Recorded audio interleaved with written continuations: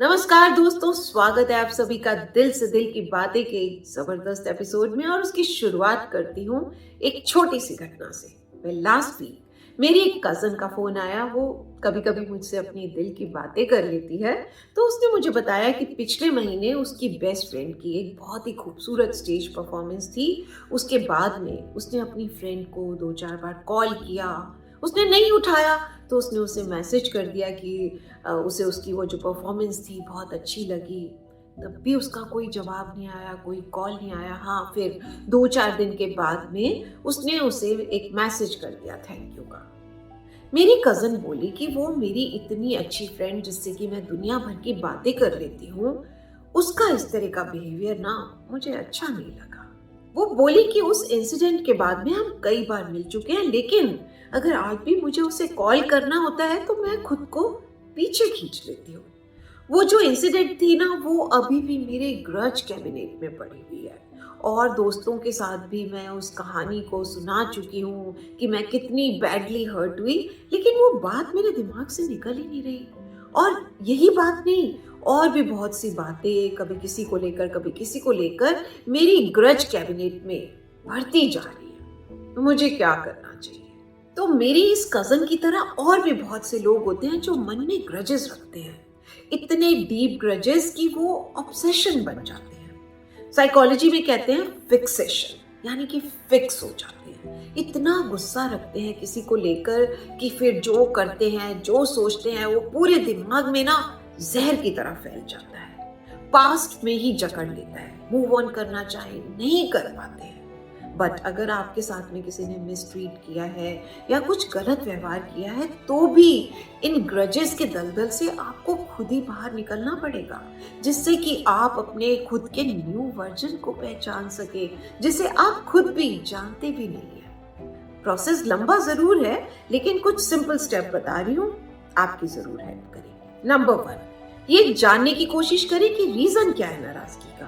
क्या प्रॉब्लम है जिसकी वजह से आपके मन में इतने ग्रजेस हैं किसी के लिए। नंबर 2, अपनी फीलिंग्स को एक्सप्रेस करें। ये मेन वजह होती है ग्रजेस रखने की।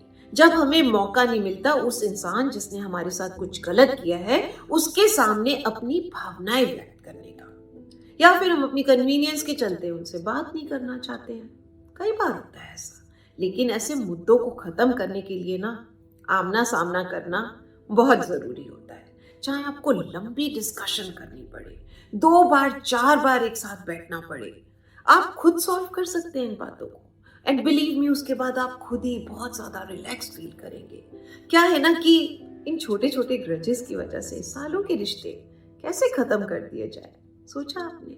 एंड यू नो, आपकी इस लंबी डिस्कशन के बाद में जो ग्रजेस हैं वो भी खत्म होंगे, और उन ग्रजेस की वजह से जो टेंशन बन गई है वो भी खत्म हो सकती है। नंबर 3, ये थोड़ा मुश्किल है। क्या है कि जिस इंसान ने आपके साथ कुछ गलत किया है उसे थोड़ा समझने की कोशिश करें। अब आप किसी के प्रति ग्रजेस इसलिए तो रख नहीं सकते कि आप उसे पसंद नहीं करते हैं। ये लाइफ है।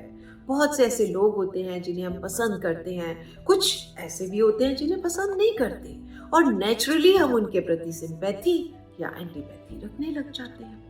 लेकिन अगर हम चाहें तो हम एक बेटर अंडरस्टैंडिंग के साथ में उनके पॉइंट ऑफ व्यू को समझ सकते हैं। क्या पता वो अगला इंसान भी बहुत ज्यादा पेन में है, या फिर नेगेटिव थॉट से भरा है, इसलिए उसने कुछ गलत कर दिया। नो डाउट उनकी ये बात जो है इस बात को जस्टिफाई नहीं करती कि वो आपके साथ कुछ गलत कर दे, लेकिन आप उन्हें अगर थोड़ा सा अंडरस्टैंड कर लेते हैं ना, तो इन बातों को लेट गो करने में आप ही को बहुत ज्यादा हेल्प मिल जाती है। माने या ना माने, जो ग्रजेस रखता है ना, वो जिसने गलत किया होता है उससे ज्यादा तकलीफ में होता है।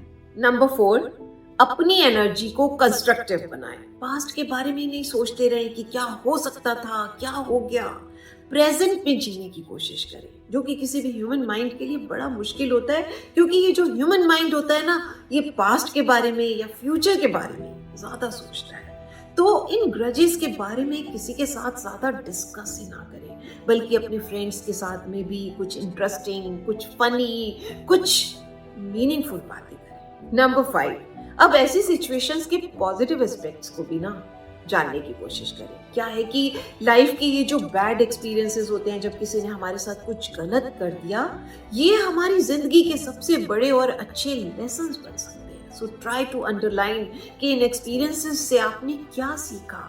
ये जो एक्सपीरियंसेस है ना, ये हमें लाइफ में ज़्यादा फ्लेक्सिबल बना सकते हैं, ज़्यादा बेहतर इंसान बना सकते हैं। ईश्वर हमें ऐसी सिचुएशंस में डालते ही इसीलिए हैं कि हम इनसे कुछ सीख कर ऐसी अनप्लेजेंट और हर्टफुल सिचुएशन से उबर कर ज़्यादा स्ट्रॉन्ग, कॉन्फिडेंट और हम्बल पर्सन बन सके। समझे ना?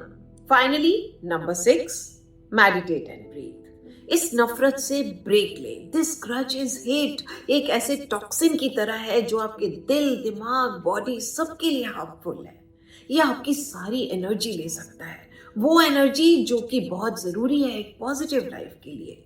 ये वो एनर्जी है जिसका कंपैरिजन आप आकाश में चमकते सूरज से कर सकते हैं। तो क्या कर रहे हैं आप?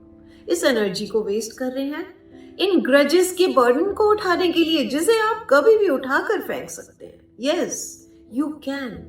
आप खुद इस मैडनेस के सर्कल से बाहर निकल सकते हैं। ज्यादातर लोगों को डिसलाइक करना, आइसोलेशन में रहना, छोटी छोटी बातों को लेकर किसी पर विश्वास न करना आपको खुद को ही अलग थलग बनाता है। एंड बिलीव मी, आप में इतनी पावर है कि आप इस हेट्रेड के पिलर को उखाड़ कर फेंक सकते हैं। इस छोटी सी जिंदगी में बड़े बड़े ग्रजेस को लेट गो करके आगे बढ़ सकते हैं। मैं जिंदगी का साथ निभाता चला गया, हर फिक्र को धुएं में उड़ाता चला गया। I simply love this song. You know, जब हम किसी से नफरत करते हैं ना, तो हम अपने खुद के बनाए हुए नरक में जीते हैं, और जब हम किसी से मोहब्बत करते हैं तो वो जगह खुद ब खुद जन्नत बन जाती है।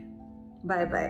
मिलते हैं ब्रेक के बाद एक और खूबसूरत टॉपिक के साथ। तब तक आप हंसते रहें, मुस्कुराते रहें, गुनगुनाते रहें, एंड प्लीज चैनल को सब्सक्राइब करें ना, अभी तक नहीं किया है तो। Like, comment and share, and do take very good care. Love you all.